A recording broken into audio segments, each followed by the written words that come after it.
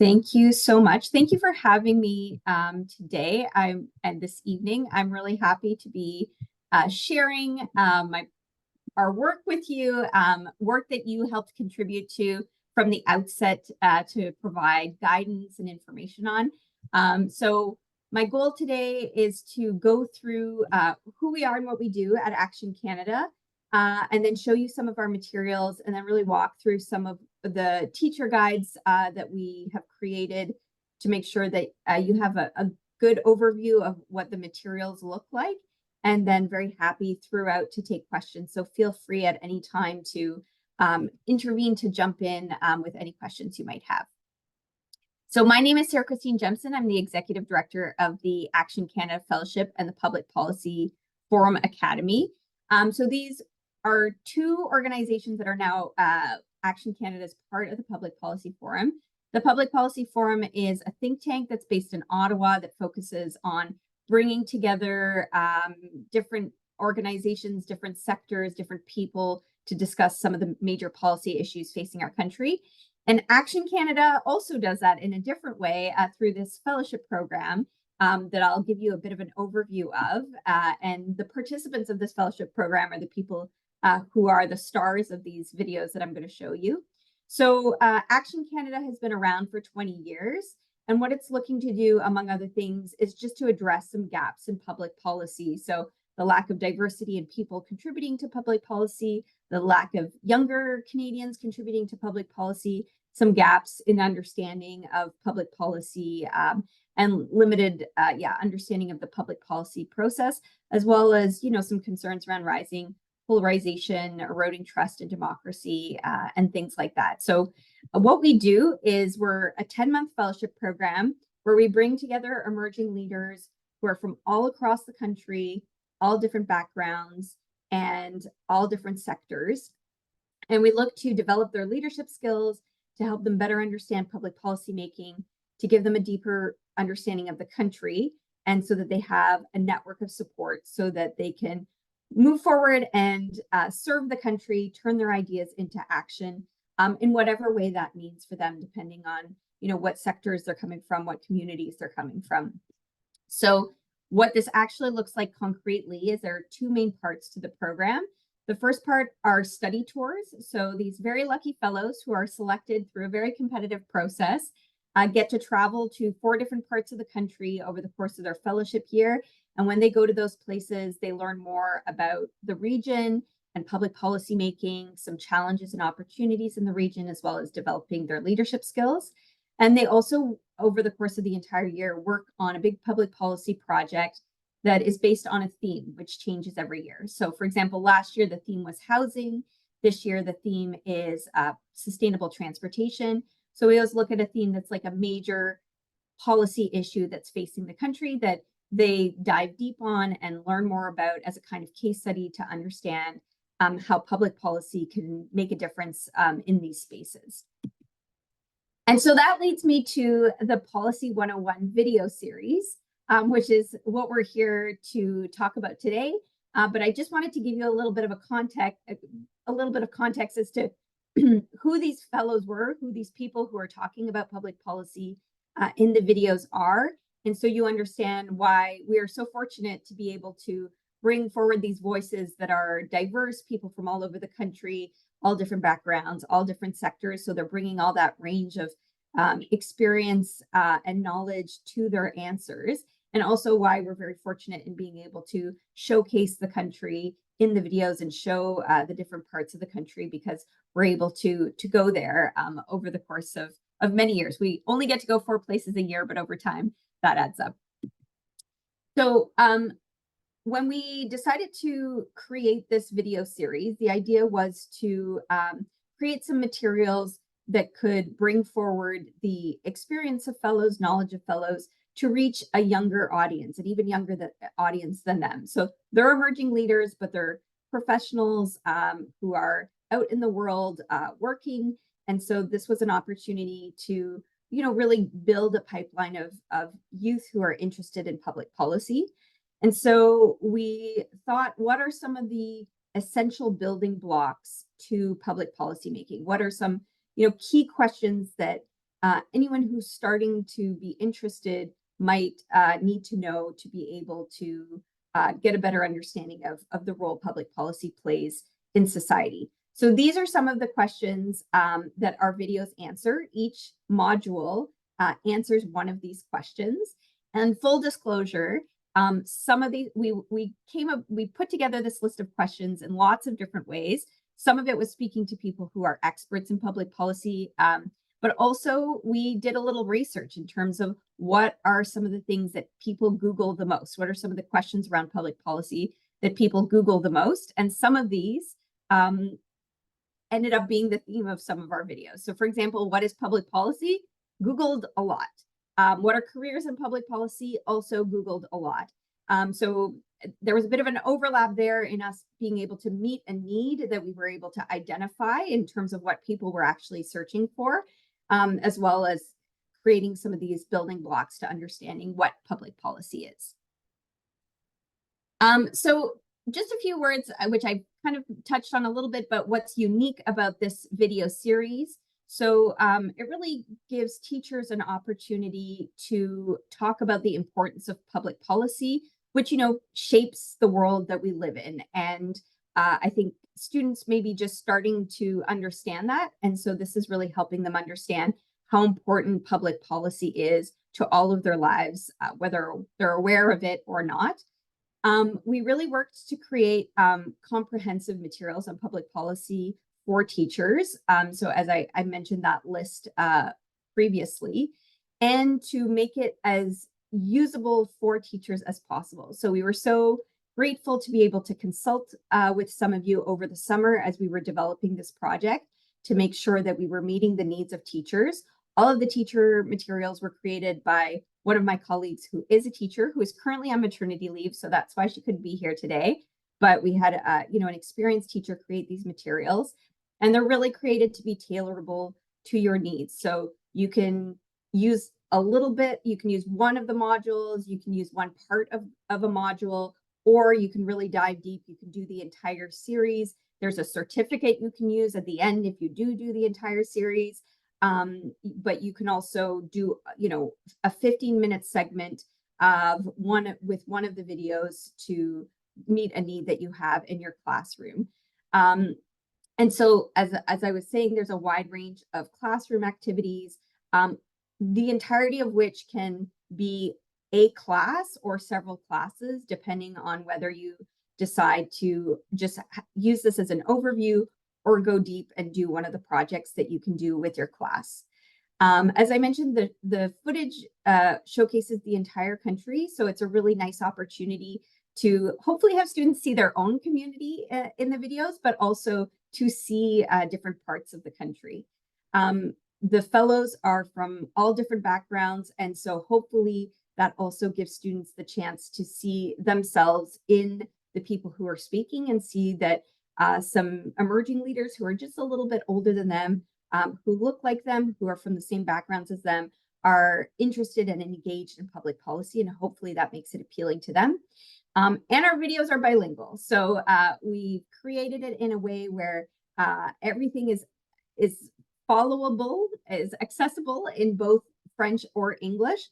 But throughout the video, as you'll see, we go back and forth between languages. And so it's bilingualism brought to life, which hopefully is nice. So what I'm going to suggest we do now is watch one of these videos so you can have an idea of exactly what I'm talking about. I'm going to stop sharing. We discovered that that Zoom is not so friendly with videos, and there's not a good way of having you hear the sound properly.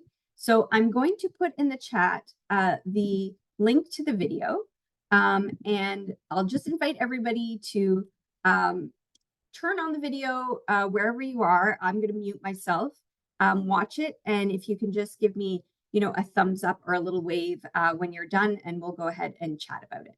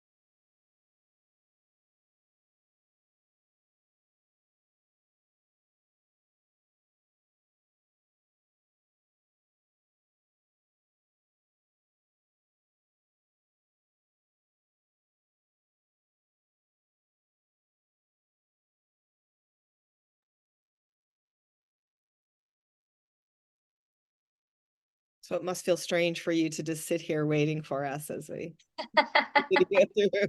Not as strange as watching myself. We've put these on social media, and it's been a lot to be like, go on LinkedIn, and all of a sudden my own face is coming at me. So I absolutely understand that. Okay, I think we're ready to go.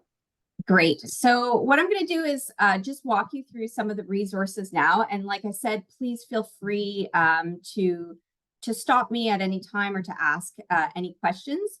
So these are what the teacher guides look like.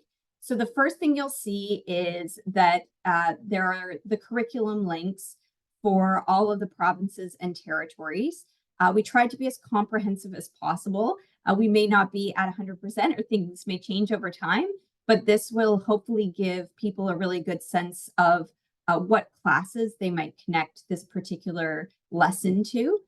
And then we have the big question, which allows you to kind of situate what the purpose of this video is alongside the learning goals that we're hoping that students will take away from this. So in this case, helping them identify ways to get involved in public policy, and then also the opportunity to create an action plan if you decide to do that with them.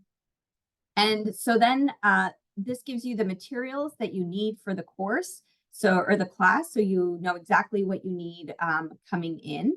And then there are both pre-video and post-video activities. So for each one, there's a kind of minds on activity.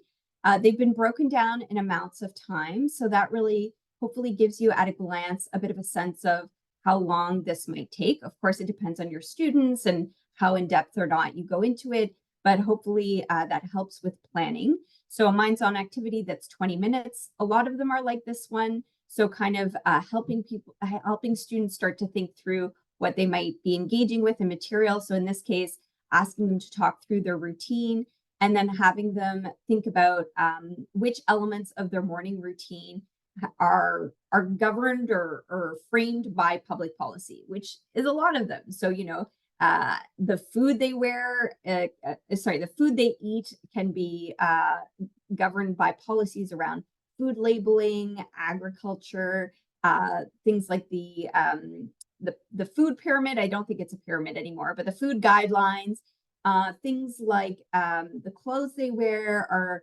are framed or governed by trade policies that influence what clothing is available. So this helps them start to think about what are some policies that are impacting them and their lives to prepare them for the video that they're about to watch. And just a note here, like in a lot of cases, like I said, it was created by a teacher. So helping teachers think through what they might need to prepare ahead of time. So for example, thinking up of some ideas for students of some policies in case students are a little quiet or slow in getting there if this is a new concept to them. And then after you watch the video with them, there are some options for post-video activities. So again, some are broken down as whole group or individual. And so this one is the chance to, as a class, identify in the video ways to get involved in public policy.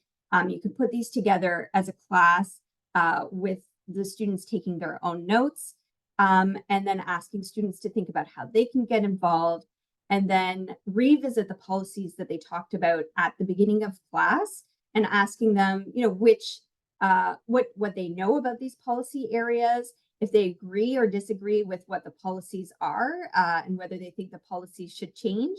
And then now that they've watched the video and seen some ways that they can get involved in public policy making today as young people, as students, what are some ways that they might want to get involved? So this is a shorter activity that you can do in 20 minutes. As an extension activity, if you're interested in really like making something bigger out of this, we have an adjoining kind of lesson plan activity that's actually with another video. So that's created by another partner, not us, but that is a really nice example that complements the first video. So this is a video that was created that's part of the Hot Docs in Toronto series that's also for students. And it's about ride sharing and a specific example of some engaged citizens in Toronto who brought about change for better conditions for people working in ride sharing, so Uber or Lyft. So this is just one example. You'll see there's additional activities like this one. Of course, this may or may not be relevant to your students depending on whether these services exist where you are, but you can also think about it in terms of taxi cab. And then again, there's a similar pre-video discussion where you talk through some questions with your students, the video to watch, and then a post video discussion that you can have. And here as well, if you really want to build it out, there are these citizen minutes that created these videos. They also have some engagement toolkits for teachers for you to use these in your classroom. And then if you want to keep going and go even deeper, there's an extension activity. This is one you can do independently with or have students do independently. Again, you have the time here on how long they can spend on it. And so then it's having students really think about what issues matter to them. What are some of the policies that they encounter in their daily lives? So the first activity was just like in the morning when you get up, kind of really framing it into something small and tangible. Now it's broadening it out and having them think about, at a very near to them level. So, in the classroom or the school, what are some policies? But then also having them start to think about at a broader level, like municipal and provincial, and how those interact. And then you can, if you need to, like depending on where you've kind of entered this series, you can revisit some earlier videos if you need to start defining some terms or you want to define some terms, or if you've done it already, you need to revisit it to help students along with this activity. And also if you need to kind of point the students in a direction of exploring what are some examples of public policy that they might want to think about. We have our whole set of reports that Action Canada Fellows have created over the years on a whole range of topics that you can use. They're all bilingual and nicely laid out and formatted in that for them to use. So then based on their interest in different policy activities, you can get students to choose one area that interests them the most, and then start doing some research on how this policy came to be. So who makes the decisions in that area? What information can they find out about this policy area? And then do they agree or disagree? And then if it's a very engaged group and you kind of want to take this to the next level, and this can be something that you do potentially over time, is you can help students develop an action plan where they apply some of what they saw in the videos in terms of concrete actions that they can take on this policy issue that's of interest to them. And you can, in this case, the suggestion is to potentially do a gallery walk with your students. So have them fill in this appendix, which I'll show you. So this is at the bottom of this same lesson plan here. They put in their area of focus, what they know about the topic, what they want to achieve. And then it really breaks down for them, different elements for them to think about, the action steps that they need to achieve to take to make a change, the time frame they want to think about, the resources they need, whether they're physical resources or people that they need help with, what will success look like, and what is the outcome at the end of the task. So if you had students fill this in and kind of think through what their action plan is, then you could get them to put it in the classroom and do a gallery walk where students go around and compare each other's action plans and kind of take note of what some of their peers would like to do. And then if they act on the action plan, you can go forward and have them think about the timeline of the project, how they hold each other or themselves accountable to it, and how they'll share back the learnings with the group. So this is a really thorough lesson plan with, as you can see, lots of different activities for teachers and students to do. So it can either be, a video plus a 15-minute discussion, or it could be something that's done over a number of classes. I'll just pause there to catch my breath and also see if you have any questions.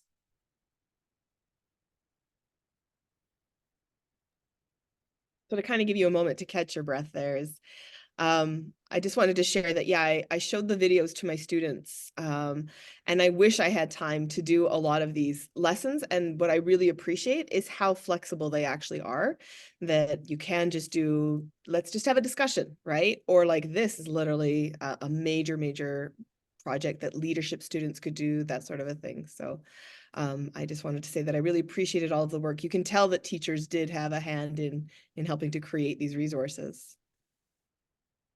Thanks, Jennifer. So to show you how much thought for teachers we've put in, I'll just take you to our website for you to see where it is and actually see some of the materials that complement the lesson plans to make it as easy as possible for you. So this is just the landing page of our website. And then when you get here, there's this Policy 101 option here in the menu. And so you can start at the front page, and that just gives you a bit of an overview of what the program is, or you can go directly into one of these lesson plans. I'm going to go into Module 4. As you see with us, with me even choosing to share this one with you, you can start in the middle. They kind of are self-contained. And so then when you go into the module, you have the video here. And then you have the teacher guide that I showed you is just here on the side. You click and a PDF opens up. And then we have a few extra elements that we heard from you could be useful to teachers. So really wanting to make this as useful as possible. So for example, you can download the transcript and then you have the full version. It's written first in English, then in French. And it's just a full transcription of everything that's said in the video. This is something that you can use with all your students or with certain students who may need that extra visual support in front of them. Also for students where maybe switching back and forth between the French and English might be trickier to follow, or just people who like to follow along with something written, that's here for you to use. Also, here on the side, we created an editable appendix. So the same version that I showed you at the bottom of that action plan, we created a Word version of it for you. We know that PDFs can be useful if it's exactly as you want it to be, but if it's not, they can be really annoying. So we provide a Word version so that you can go in and make the changes that you might need to make just to adapt it really easily for you. So those are some of the materials that we have there to make it easy for teachers. And then I will just go back here. The rest of the page is an overview of what the video is, an overview of who the people are in the video. And then in some cases, there's some additional materials that you can also use. So some of the modules have a podcast that gives you the chance to hear two fellows really dive deeper. They're about 20 minutes on the topic of the question, and then the chance to move forward.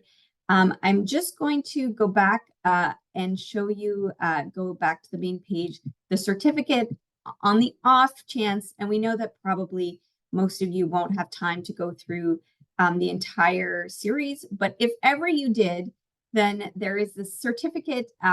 You're very welcome to print out and sign and put every student's name on it and use as a certificate of completion for those who've completed, for students who've completed all 8 lessons.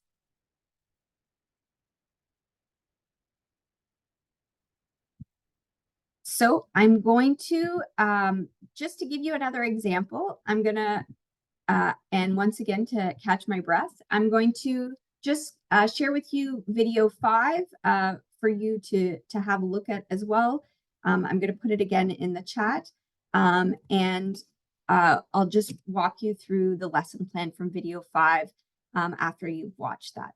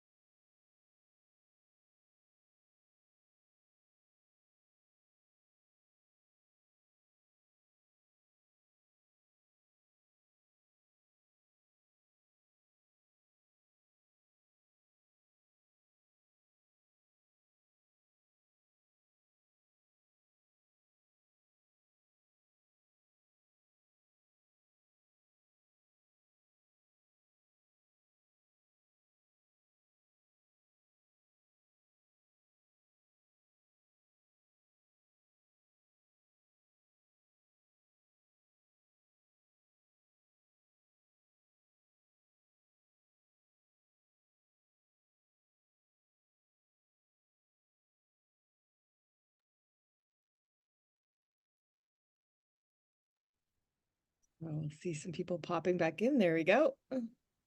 Great. I know this video is a little bit longer, so just a few minutes longer. So I'll just give you, I won't go over everything, all the different elements again, but just to give you a little bit of an idea. Again, there's the links to the different curriculum in different provinces and territories at the beginning. The big question that's addressed and the learning goals for this particular video, the materials you'll need for this video so you're able to prepare. And then as a pre-video activity, we suggest as a Minds On activity to go through some major areas in society and to have the students start to identify which level of government they think is responsible between municipal, provincial, territorial, federal, or Indigenous. Spoiler alert, in most cases, it's all of them. So they'll probably pretty quickly figure that out, but they will probably think that some of them are more one level of government, or they'll think more immediately of a particular level of government that is responsible. And just to make your lives easier, we have an answer key that we've provided to make it easy to think through all the different ways that, for example, education falls under the responsibility of the different ways it falls into the responsibility of different levels of government. And so after having students do that before watching the video, then watching the video, you can have them review and see if they want to change their responses. And then again, think about how these policy areas impact their daily lives or don't impact their daily lives. And then what are the benefits and challenges to the policy areas that overlap depending on what level of government is in charge. So this is quite a short activity just to talk about the different levels of government. And then there's in this one, just a second activity that is, I think, pretty neat because it incorporates the reports that I was talking to you about a little bit earlier, the projects that the fellows do over the course of the fellowship year. So in this case, oh, sorry, I've jumped ahead. There's an assessment worksheet with the levels of government where they can go through the policy area and then write out what they think that the policy area does and the impact in their lives. There's a worksheet for that. And then there is this extension activity, which incorporates one of the reports that fellows did last year. So I mentioned that the theme last year was housing, and one of the groups decided to focus on housing encampments or homeless encampments, which I know are all over the country. And so perhaps this is something that your students are seeing in their community and are concerned about and feel like something should be done about it. And so this is a way for them to kind of explore this question. There's the report that they can use, either the executive summary or specific parts of it. And so what's suggested here is that you divide the class into groups that review the report and the recommendations that are made for each level of government. So federal, provincial, territorial, municipal, and Indigenous. And the different groups will look through the report, which has recommendations for different levels of government, because it's actually an issue that's quite, that does require the involvement of different levels of government, and actually identifies that that's not currently what's happening, and part of why there's not a comprehensive response to this major societal problem. And so it gives them the chance to kind of explore what has been the role of government in addressing tent cities up till now, and what could be the responsibility of government and different levels of government in addressing it going forward. And so you would have each group go through the section of the report that relates to the level of government that they're an expert for the sake of this activity, and then put the students in jigsaw groups where you would have them come together and talk about what they learned with someone from each group representing what they learned and sharing their newfound expertise with their peers. And then they can talk about the recommendations that they saw, Which did they think were the best recommendations? Why did they choose that recommendation? What level of government would be responsible for implementing, challenges that might come with implementing that recommendation, and successes that could come from it. And so again, this like really breaks things down into like extra steps you can or don't have to do depending on what time you have. But then you could regroup as a class, and have these groups who've talked through their favorite, their best recommendation, and share that with the rest of the class, along with some discussion questions. So as a class, you could discuss what are the benefits and challenges to policy areas such as encampments when they overlap with different levels of government. So this is just another example of, as you can see, compared to the other one, there's still a deeper activity and two shorter activities. There aren't, several activities like in lesson 4, but there's something for you to pick and choose from. And hopefully this is laid out in a way where, one thing to even consider is if you're away from your class for professional development or a sick day, it's also kind of an off-the-shelf resource that you can take and where everything's ready and you could share with a substitute teacher or someone else who's taking over for you for the day. So I will stop there. Those are all of my thoughts on all of the what we've prepared, and I welcome any questions or comments you might have.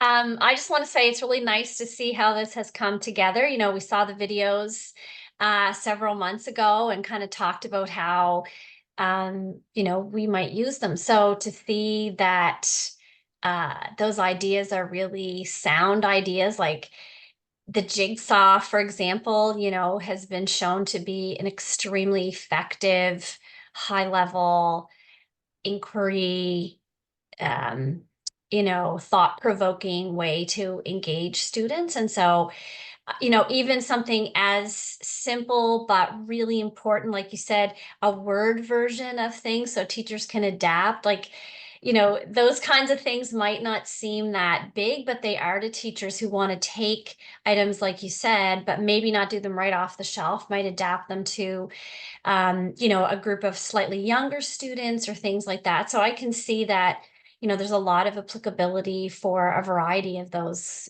kinds of things. So yeah, I think it's really cool. Thanks so much, Wendy. We were very grateful for all of the great feedback we got this summer. It's one thing for one teacher to create materials, but obviously many teacher heads bring more ideas forward. And so it was really helpful to get that feedback. And ultimately, we want these to be used. I mean, we want students to care about public policy and to be excited about it. And so anything we can do to make that as easy as possible for teachers to bring it to them is what we're hoping to accomplish. I just want to add to, so in New Brunswick, we have a new civics curriculum. And the number one complaint that we've been hearing from so many teachers is the curriculum was planned without a complementary resource package to go with it. So a lot of teachers started without resources. Now, having said that, like I myself, I teach political science as well as other social studies courses. And so I'm very familiar with material that's provided by Library of Parliament and civics.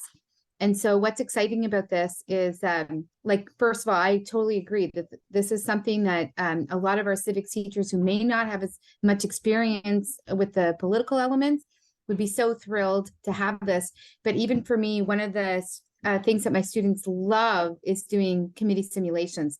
And so we often would use the samples that are available, but there's really only one that's appropriate for the higher level. And what I love about this is afterwards, my students will always say, I want to do another one. And I said, then write one. That's what you need to do. And we've talked about it, and we did one on Agent Orange this year. But what I'm super excited about is that the students took the initiative and just based it on things that we had already had as resources. But this is so much more comprehensive and step by step. that I know that like I usually get students doing seminars, and I know that they would, which is okay, but not as interactive and engaging and transformative.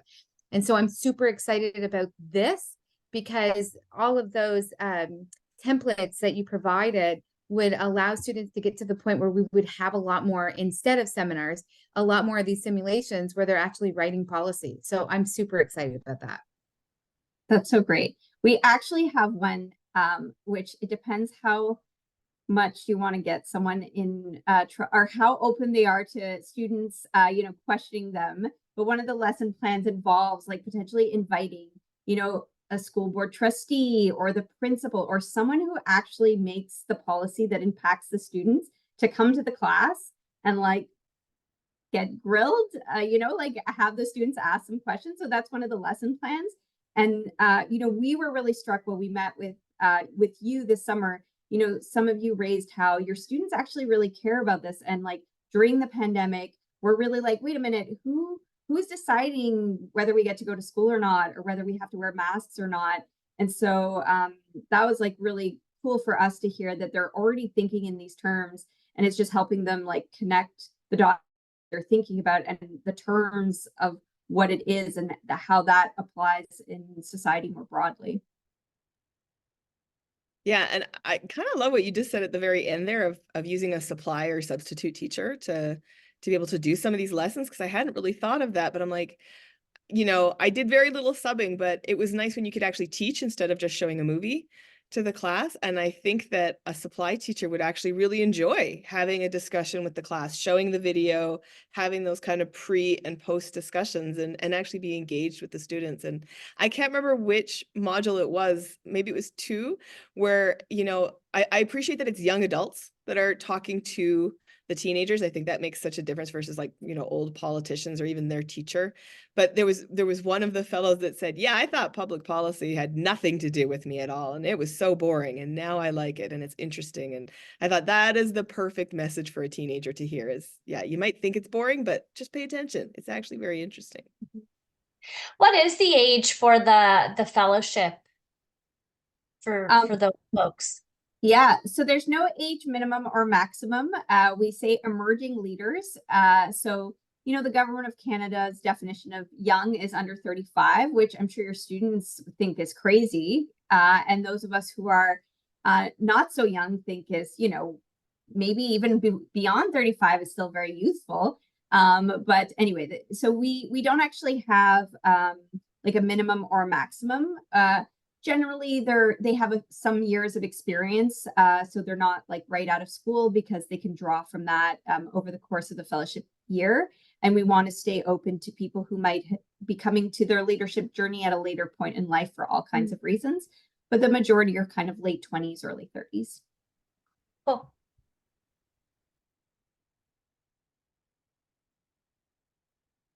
You're on mute, Jennifer. Thank you.